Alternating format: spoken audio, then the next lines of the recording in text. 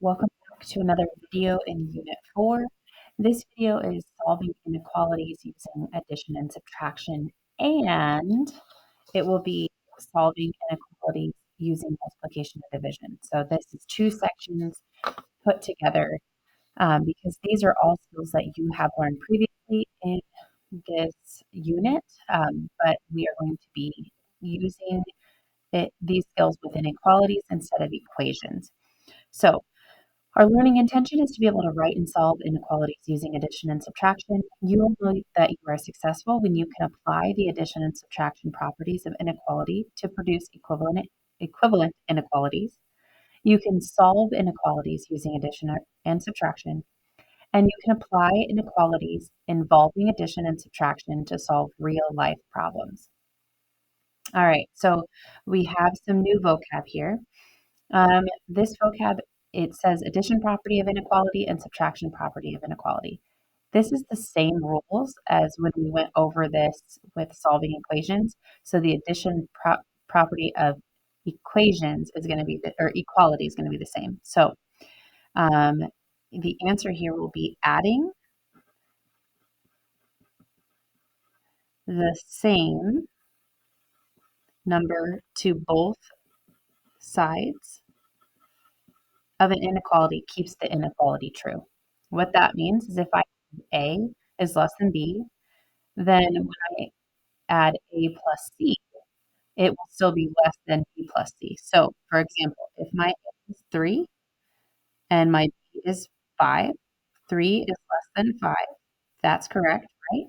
If my C is 2, if I add 3 plus 2 and then 5 plus 2, it would get me 5 and 7. And 5 is still less than 7. Okay, so if I add the same number to both sides of the inequality sign is still going to be correct. That's what it's telling us. So then I have the subtraction property of inequality, and that means when we are subtracting the same number from both sides of the inequality, it keeps the inequality true. Let's do the same thing we have here. So if I have 3 is less than 5 and I subtract by 2, so 3 minus 2, and then 5 minus 2, I would get 1 and 3, and 1 is less than 3, so that is still true. So whatever I do to one side, I must do to the other side. And if I subtract the same exact number from both sides of our inequality, my inequality is still going to be true. Okay, and this applies for less than, greater than, less than, or less than and equal to, or greater than and equal to. Okay, so when we're looking at the steps to solve, this is the exact same steps that you would have solved when you were solving equations. Okay, so your goal, of course, is to isolate the variable. So no matter what side the variable is on, whatever numbers are next to the variable on whatever side, that's what you're trying to get rid of. Okay, so our first step is eliminate the constant term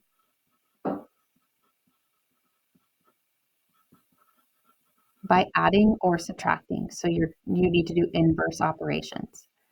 Second, keep the inequality sign the same. Nothing is changing with our inequality sign. It's going to stay exactly the same. And then graph the solution on the number line if asked. Okay, so let's look at these down here.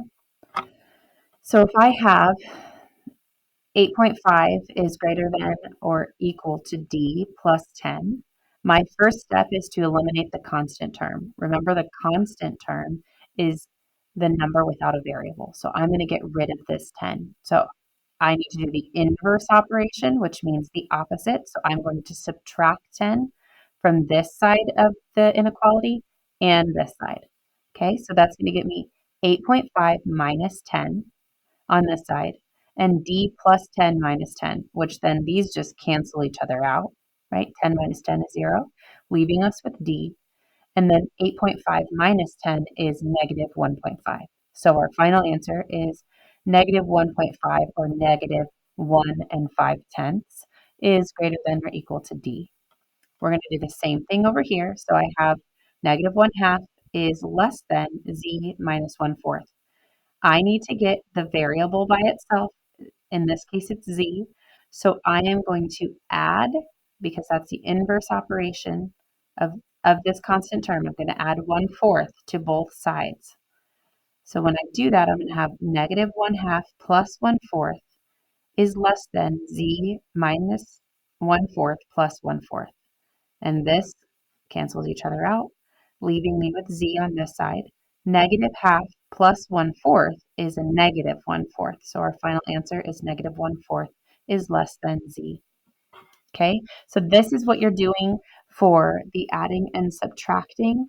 Same stuff we were doing in 4.2 when we were solving equations using addition and subtraction. Now you're just going to have a variable instead of the equal sign. Or sorry, not a variable, an inequality instead of the equal sign. Okay, so let's flip over to the other side. And you are going to be looking at solving inequalities using multiplication and division. Oh, I just realized this is spelled wrong. Division. Our learning intentions: write and solve inequalities using multiplication and division. So you'll know you're successful when you can apply the multiplication and division properties of inequality to produce equivalent inequalities. You can solve inequalities using multiplication and division, and you can apply inequalities involving multiplication and division to solve real life problems. So our vocab is going to be new, but also similar to what we've learned when we solved equations using multiplication and division. So this one is multiplication and division properties of inequality. There are two different ones that we need to know. So the first one, when you multiply or divide,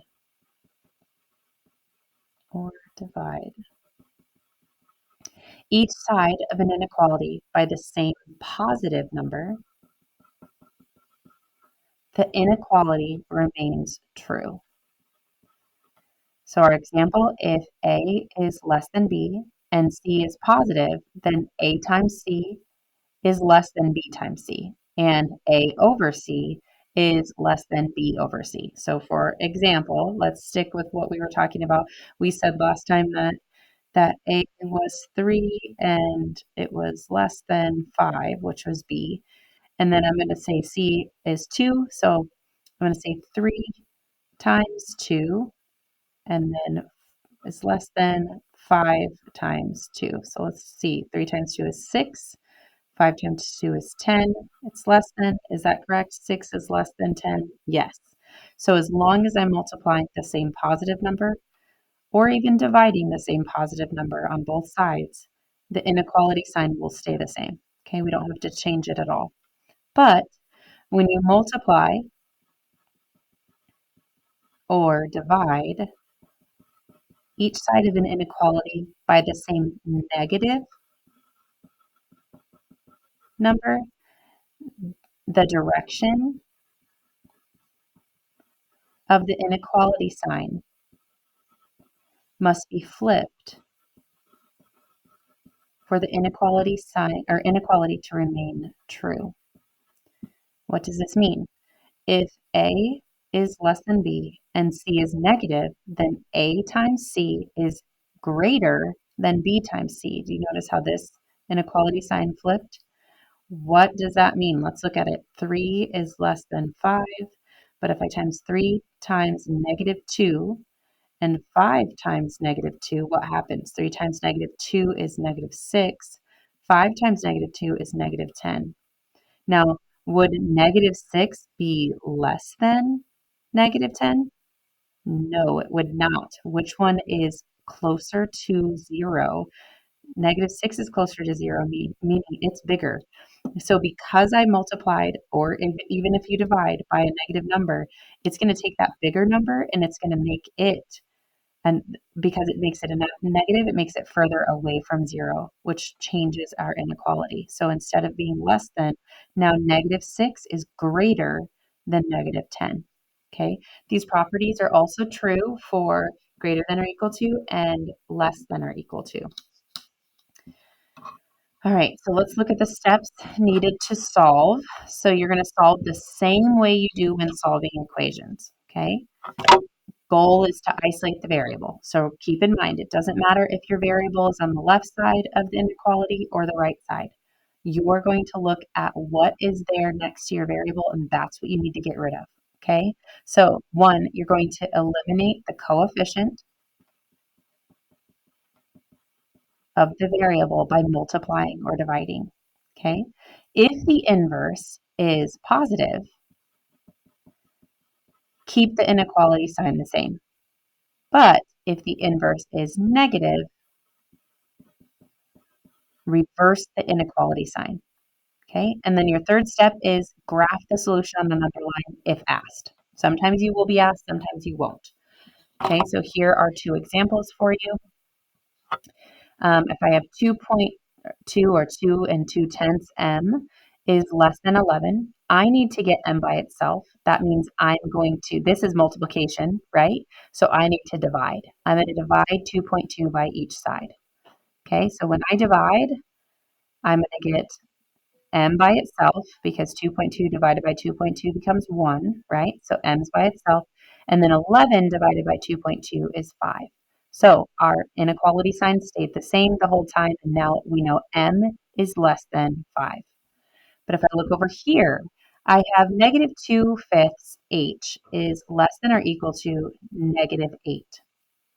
I know that this is multiplication, so I'm going to need to actually, in this case, I am going to multiply by the reciprocal.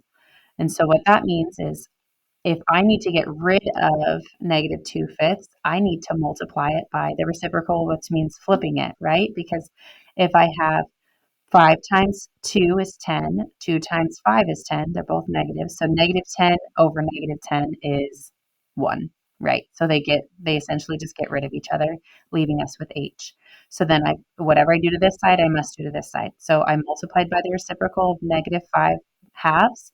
So on this side, I'm going to do negative 8 times negative 5 halves. And then to solve this, I would do negative 8 times 5, which is, okay, you should have said it is 40 divided by 2. And both of these are negatives. Two negatives make a positive, correct. So h is greater than or equal to 20. All right, go ahead and start working on your assignment.